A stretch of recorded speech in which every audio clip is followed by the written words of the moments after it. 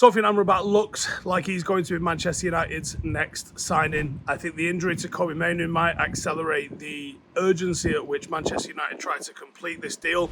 It looks like Scott McTominay could be heading over to West Ham, and it makes sense. I think it's an upgrade on him, and I think people have got an impression of what Amrabat is about, and I'd like to be able to give some sort of expectations that I think we should have of what this player is going to bring to Manchester United. So that being said, here's 5 things to expect from Sofyan Amrabat.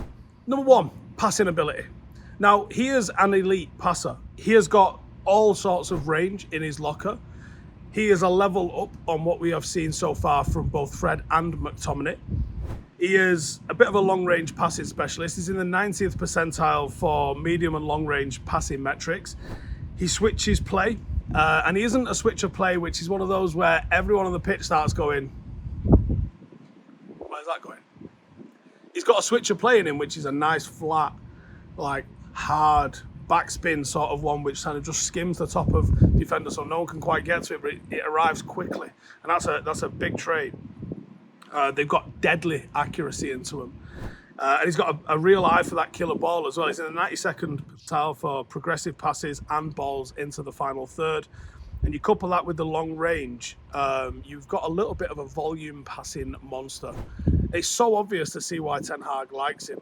And these are the attributes that we saw that make that sort of different from what we saw of him during the World Cup, where I think a lot of people formed their opinion on what this player brings to a football club.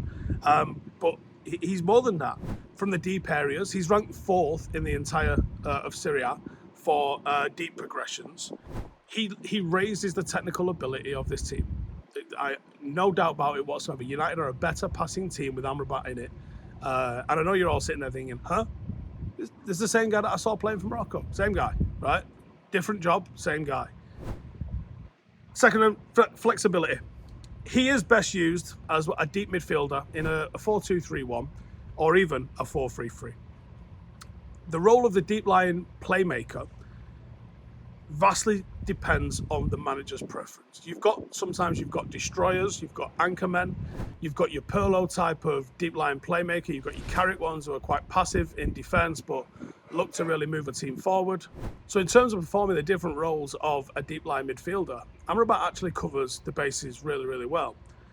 When we've got the more pragmatic sort of tactics against the likes of say City or big away games, big European games, putting him alongside Casemiro alleviates some of the defensive burden off Casemiro.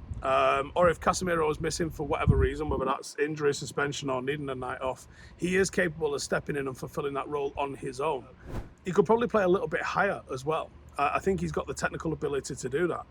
And he's capable of being used as that ball-winning midfielder. His skill set fits that perfectly. You saw what he was capable of doing, both in defensive transitions, but also within a defensive structure.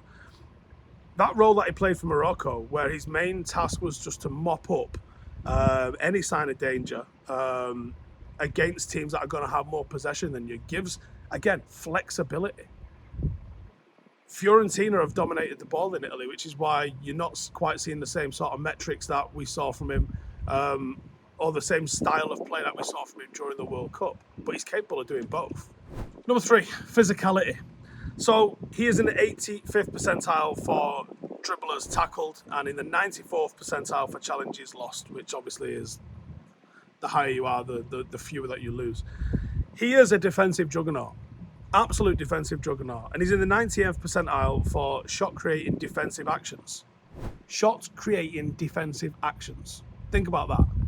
That's how you turn defence into attack in a big, big way. Not only is he comfortable playing in a high line, he's actually tailor-made for it.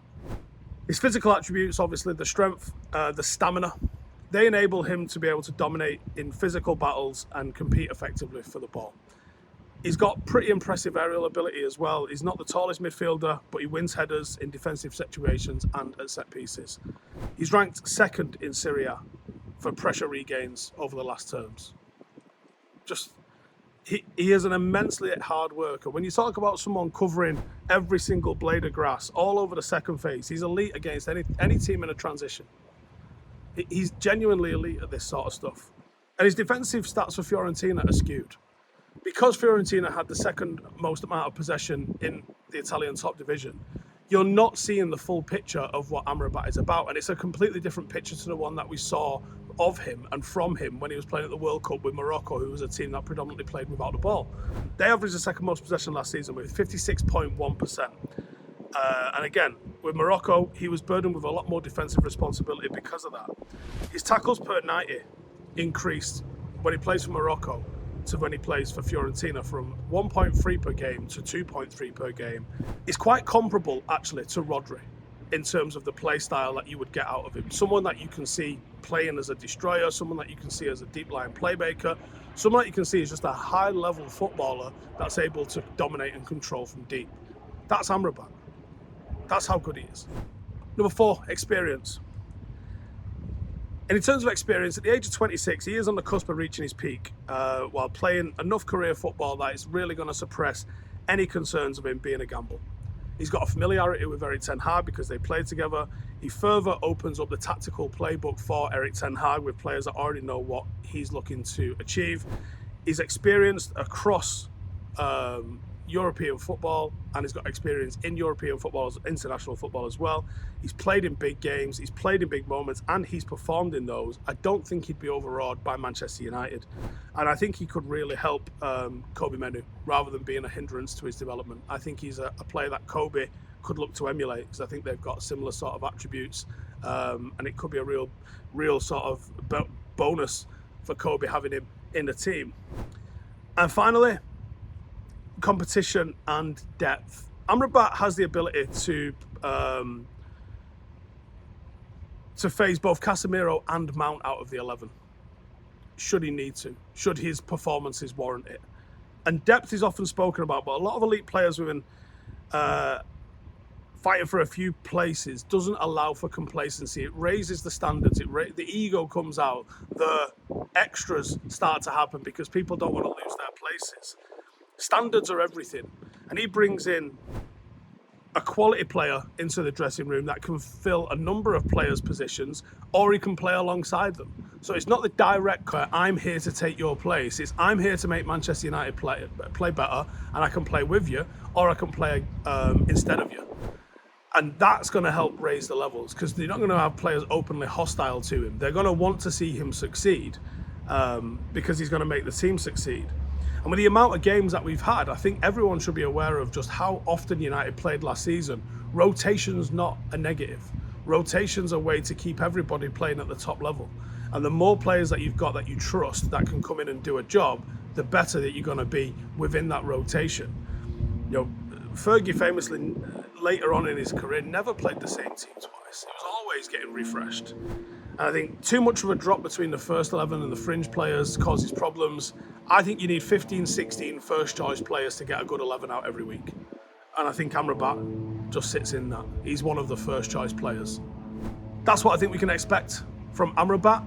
It really feels like we're closing the gap on getting him over the line, and I think he would be a massive coup for us if we managed to do it. I think he's a top quality player, and I'd love to see him in a United shirt. And I think he's one of those who doesn't have the same impact as Onana's going to have in net, or a striker's going to have up top. But when you look back on his time at Manchester United, I think we're going to look back and go, do you know what? What a player he was, by the way. I'm excited. See you in the next one. Hey, thank you for watching the video. If you are new around these parts, then don't forget to subscribe. My channel is proudly supported by my community on Patreon. If you'd like to get a little bit of extra content, a Discord group, meetups, five-a-side games, weekly podcasts, behind the scenes, and even an occasional bit of transfer news as and when I get it, then for the price of a pint, you can show your appreciation for the content that we make and get some goodies for doing so as well. Check the link in the description or click the button right here. You'll also find all of my socials here too if you want to follow me on any of those platforms. Nice one.